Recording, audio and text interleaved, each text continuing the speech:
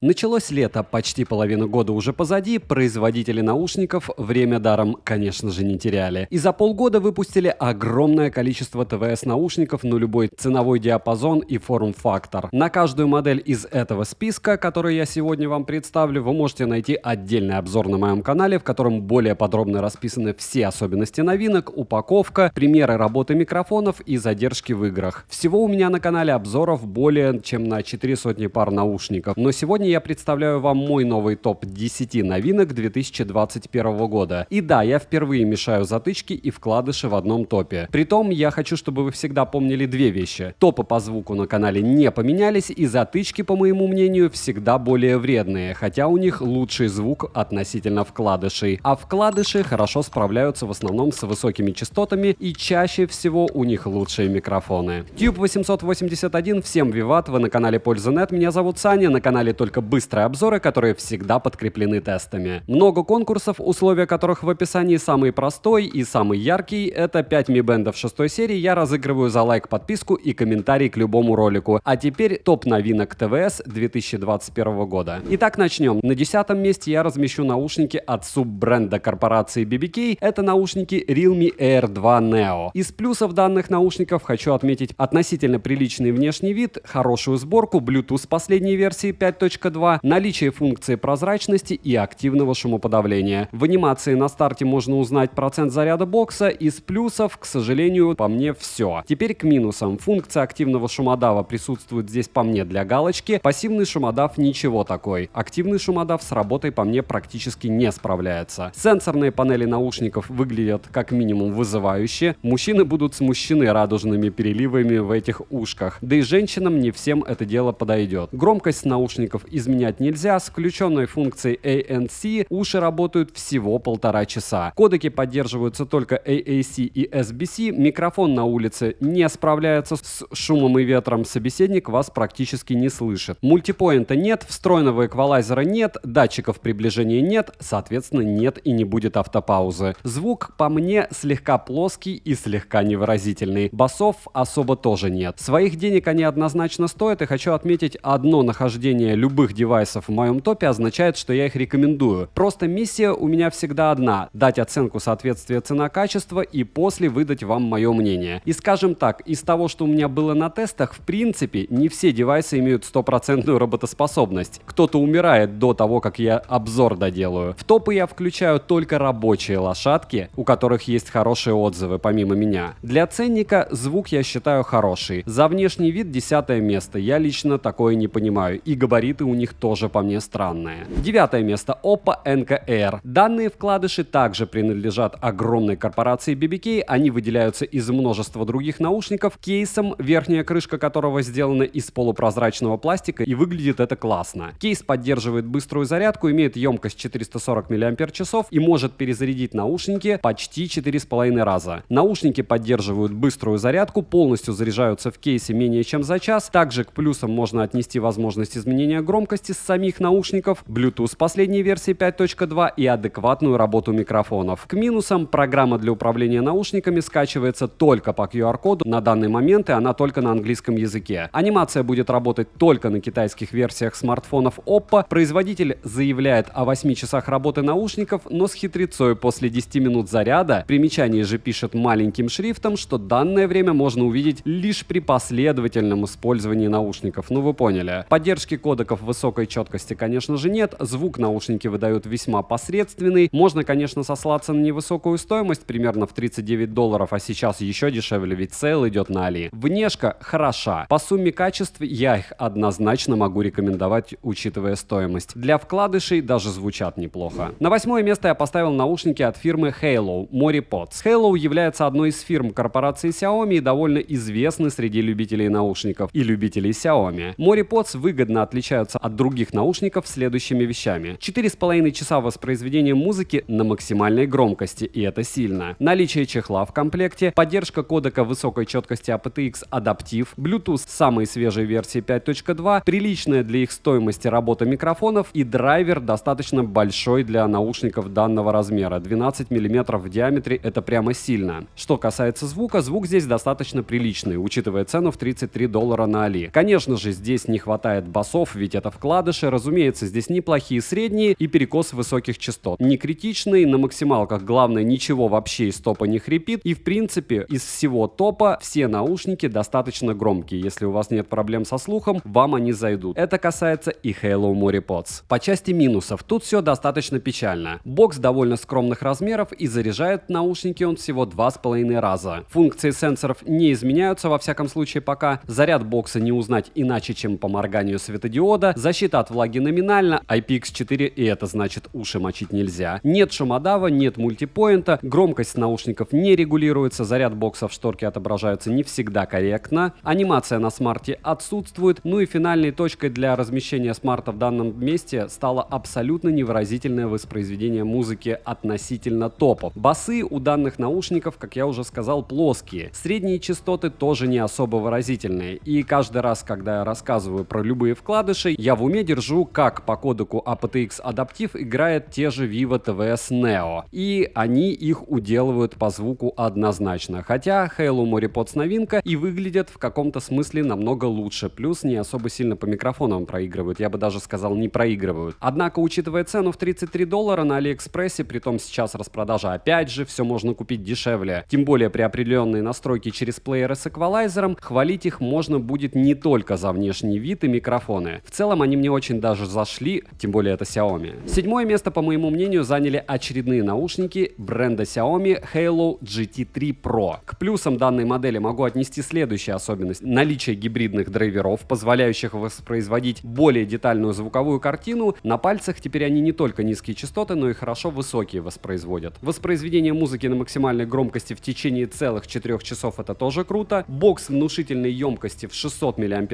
позволяющий 4 раза зарядить наушники до 100% емкости. Наличие встроенного эквалайзера, который действительно изменяет звучание наушников, в отличие от своих собратьев. К минусам данной модели я отнесу отсутствие быстрого заряда наушников. В боксе они заряжаются больше, чем час, а это редкость. Отсутствие сенсора приближения и, соответственно, отсутствие автопаузы. Отсутствие программы для управления наушниками, отсутствие активного шумодава. Плюс нет поддержки актуальных кодеков. Поддерживается, внимание, только кодек SBC. И можете мне писать, что по SBC кодеку можно передавать больше информации, он иногда даже лучше, чем AAC, но если вы даже это будете писать, напишите мне, пожалуйста, в каких телефонах это реализовано, чтобы кодек SBC работал лучше, или в каких наушниках. Мне будет это очень интересно, потому что я ни разу не слышал, чтобы в паре по SBC-шному кодеку источник и потребитель звука работали лучше, чем по кодеку AAC. Номинальная защита от влаги здесь тоже на борту, IPX4 защита от дождевых капель, но звук в самих наушниках мне в целом понравился. Он, конечно, не для басхедов, но уже максимально приближенный к тому, что должны выдавать затычки без танцев с бубном из коробки и без использования эквалайзера. На шестом месте в моем рейтинге я поместил еще одни наушники от фирмы Xiaomi. Это Flip Buds Pro, такая вот супер новинка. К плюсам данной модели я отнесу наличие быстрой зарядки бокса, быстрой беспроводной зарядки бокса, поддержки мультипоинта на 2 устройства, поддержки кодека высокой четкости aptX Adaptive, Bluetooth последней версии 5.2, достаточное количество функций, используемых прямо с наушников, включая поиск наушников, наличие функции автопаузы, а также активного шумодава. Если учитывать только плюсы, то эти наушники достойны более высокого места, я бы даже сказал, вне топа. Но не все так просто. К минусам данной модели я отнесу наличие анимаций исключительно на китайской прошивке китайских устройств. И, к слову, всем, кому интересно, почему так важна анимация. Очень удобно сразу видеть оставшийся заряд бокса. Особенно, когда вы постоянно пользуетесь одними и теми же наушниками, вы реально можете забыть, когда он сел. Если вы будете их подключать с анимацией, вы будете всегда помнить и держать руку на пульсе, чтобы ваши наушники не оказались разряженными без возможности подзарядки. Голосовой помощник здесь исключительно на китайском языке, программа также понимает лишь китайский, достаточно маркий глянцевый бокс, а самым главным минусом я могу здесь назвать достаточно посредственный микрофон в наушниках за, внимание, $138, правда без скидок. А это очень приличный ценник. Могли бы быть с таким ценником на первом месте новинок. Но Xiaomi упорно гнут цены на топовые аксессуары, что по мне не особо и правильно. Это актуально для Китая, где все их плюшки работают. И на постсоветском пространстве эти плюшки в принципе не отрабатывают. И нет этих помощников голосовых, нет всех этих супер-мега умных штук. Не забывайте, кстати, подписываться на канал с колоколом, смотрите отдельные обзоры на эти наушники обязательно в описании к видео, если они вам зашли. Как актуальные цены на эти наушники. Плюс обязательно посмотрите старые топы. Там практически ничего не поменялось, если говорить о качестве качестве звука или микрофонов. На пятое место я поставил наушники от известного бренда Anker, а именно Anker Soundcore Live A2 ANC. Наушники данного бренда традиционно выполнены с высоким качеством, имеют полноценную поддержку в именном приложении, русский язык в приложении есть в полном объеме, как и инструкция. В наличии куча плюшек, типа множество пресетов, встроенного эквалайзера, включая ручную настройку звука, поддержка активного шумоподавления, режим прозрачности, поддержка изменения громкости прямо с наушников и просто море других плюсов. К минусам данной модели я могу отнести разве что отсутствие поддержки кодеков высокой четкости aptX HD и подобных им, отсутствие беспроводной зарядки кейса и отсутствие сенсоров приближения. Это такой приличный минус. Но учитывая цену данной модели на Али, а это примерно $69, за этот ценник немногие уши могут отыграть звуковую картину так же правильно. Точно так, как ее задумали композиторы. Скажем так, с этого места начинаются наушники больше про звук. Здесь уже можно тихо радоваться не только выгоде, но и приличному звучанию, которое может порадовать даже начинающего аудиофила. И про анкера смысла особо рассказывать, где здесь больше низких, средних или высоких частот нет. Детализация на высоте. Понятно, не такая, как у топов. Понятно, что это слегка облегченная версия любых анкеров дороже $100, но учитывая, что там есть встроенный эквалайзер, и вы можете свободно под себя подобрать под эти наушники амбушюры хорошие, ввиду того, что звуковод здесь не извращенский, а обычный. Любой, кто умеет, звук здесь получит хороший. Четвертое место, по моему мнению, вполне заслуженно принадлежит еще одним наушникам фирмы Xiaomi, а именно OneMo Comfo Buds Pro ANC. Как следует из названия, эти уши поддерживают систему активного шумоподавления ANC, причем одной из опций данной системы являются подавление ветра. И в целом наушники справляются с этим делом на отлично, как по мне. Комплект поставки данных ушей отличается от остальных исключительной щедростью. В комплекте есть чехол, а также есть силиконовые накладки на кейс для зарядки наушников. К плюсам данной модели я отнесу также наличие металлической сеточки звуковода. Диаметр динамиков данных наушников вообще неприличный, 13,4 мм в диаметре. Но несмотря на гигантские по размерам наушников диафрагмы, качество звука не супер, но только пока вы их не прогреете. Есть еще минусы в виде минимальной защиты от влаги по протоколу IPX4. Наличие диода индикации заряда наушников, довольно скромной емкости бокс, всего 450 мАч,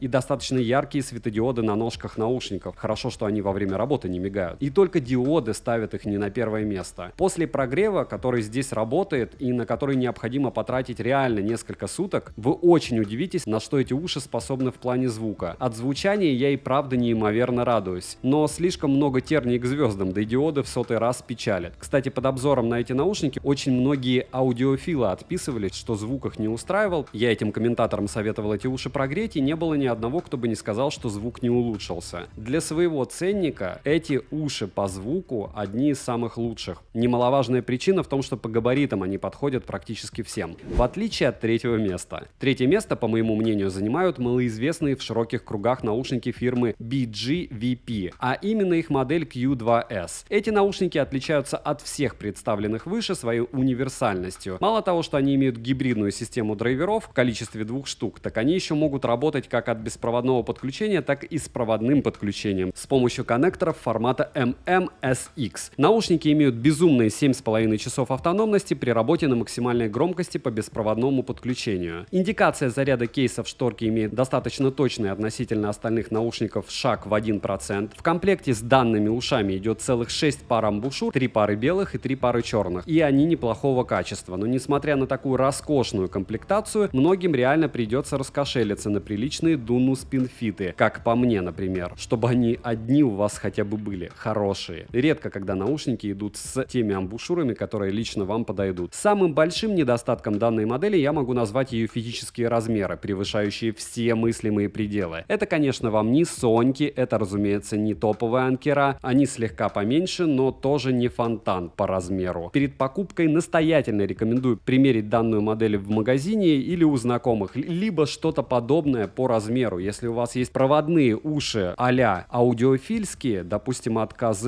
или чего-то подобного, и они вам подходят, скорее всего, эти тоже подойдут, потому что безразмерность — фишка аудиофильских наушников из Китая. К сожалению, не только из Китая. Этот инструмент уже для профов, которые либо имеют большие ушные раковины, или готовы слегка страдать, пока не привыкнут к форме. На второе место я поместила одну из самых дорогих моделей наушников и одновременно одну из самых спорных моделей в плане их дополнительных дополнительных фишек. И я думаю, что будь у данных наушников цена чуть ниже, они вполне заслуженно заняли бы первое место тоже в этом топе, как и многие другие. Ну, у всех чего-то не хватает. У этих не хватает, конечно, адекватной цены. Samsung Galaxy Buds Pro. Отличаются они от своих собратьев наличием огромного количества умных функций, типа поддержки Dolby Atmos, беспроводной зарядки кейса, мультипоинта на 2 смарта от Samsung и отличная функция отслеживания голоса, позволяющая приглушать музыку при обнаружении голоса собеседника рядом с вами. Очень удобная штука, работает. И, кстати, в отличие от обладателя первого места, в данных наушниках нет саморазряда кейса, вообще никакого. Как так? Такое количество фишек в одном экземпляре ушей и столько противоречий. Например, об эргономике данного типа ушей корейцы, видимо, думали в последнюю очередь. Уж очень некомфортно они сидят у большинства купивших их. И по итогу я могу посоветовать эти уши владельцам смартфонов Samsung, предварительно примерившим их в магазине. По звуку они топ. И тестировал я их нереально долго, но обзор на них выпустил только недавно. А после обзора на Samsung S23, который я и не особо советую, однозначные топовые уши по звуку для Samsung именно они. Хотя по факту они просто лютые оверпрайс, и на эти деньги можно купить 3 пары обалденных наушников, которые не сильно будут уступать по звуку. Вот и пришло время рассказать вам, кто на первом месте, по моему мнению. И это, как ни странно, Huawei FreeBuds 4i. И несмотря на ряд ограничений с владельцами смартфонов, отличных от бренда Huawei, такие как отсутствие индикации заряда бокса в шапке девайса, отсутствие анимации, плохая работа с устройствами Apple, а также ограничения для всех устройств, например, отсутствие изменения громкости из наушников, отсутствие сенсоров приближения, беспроводной зарядки, поддержки кодеков высокой четкости, отсутствие эквалайзера, поддержки мультипоинта и самого главного фейла Huawei в виде дикого саморазряда кейса. Около 5% заряда исчезает просто так за 12 часов. Официально, кстати, признанного брендом. С другой стороны, эти уши по мне являются самым удачным приобретением для покупателей в первой половине 2021 года. Все благодаря 2 магическим свойствам, включая, кстати, адекватный ценник. Эти уши отменно воспроизводят музыку с минимальными искажениями и минимальными действиями от вас, как от пользователя. Ничего здесь докручивать не надо. И максимально оправданно передают звук голоса, независимо от условий окружающей обстановки. Именно эти функции, по моему мнению, первичны во всех устройствах передачи звука от одного собеседника к другому, а также по отношению к пользованию любых беспроводных и проводных наушников. Помножьте это на адекватный ценник, на то, что их можно купить где угодно, примерить где угодно. Выглядят они классно и подходят по размеру они, мне кажется, всем при желании. Если даже вам не подойдут, там просто амбушюру нужно поискать. В целом, советую. Вот такой топ-10 наушников лета 2021 года из новинок лично для меня. По факту из вкладышей по звуку все еще лучшие Vivo TVS 2019 года, из затычек все те же безразмерные Соньки с анкерами, из полноразмерных беспроводных все те же Sony. Обзоры на все мега-топы вы можете посмотреть по ссылке в правом верхнем углу экрана. Vivo TVS 2e и AirDots 3 Pro на руках, но в этот топ они бы не попали однозначно. Только если их отметить за внешний вид, так как они новинки. Хотя в целом тоже неплохие наушники, но с недостатками. Кого что заинтересовало, смотрим описание. В плейлисте беспроводные наушники на канале более 300 моделей на любой цвет и вкус. Топов ушей по звуку, микрофону и стоимости тоже море. И до $20 даже есть. Так что не забываем поставить лайк за труды, пишем, кто уже купил подобные наушники, кому что зашло и кто с чем согласен или нет. Мне интересно ваше мнение, комментарии я, как всегда, читаю. Приходим на стримы на канале для стримов. Они сейчас пока не частые, но чаще, чем 2 раза в месяц стабильно. Там мы обсуждаем, что кто купил. Сейчас идет распродажа на Алиэкспрессе. Напоминаю, что в прикрепленном комментарии первой ссылкой идет мой телеграм-канал со скидками и именными промокодами. Я накупил много всего, включая Xiaomi Mi 11i, новых 2 квадрокоптера и еще несколько телефонов от Realme, которые я еще не тестировал. Думаю, вам всем будет интересно. Девайсом да, добра и удачи вам, дорогие друзья.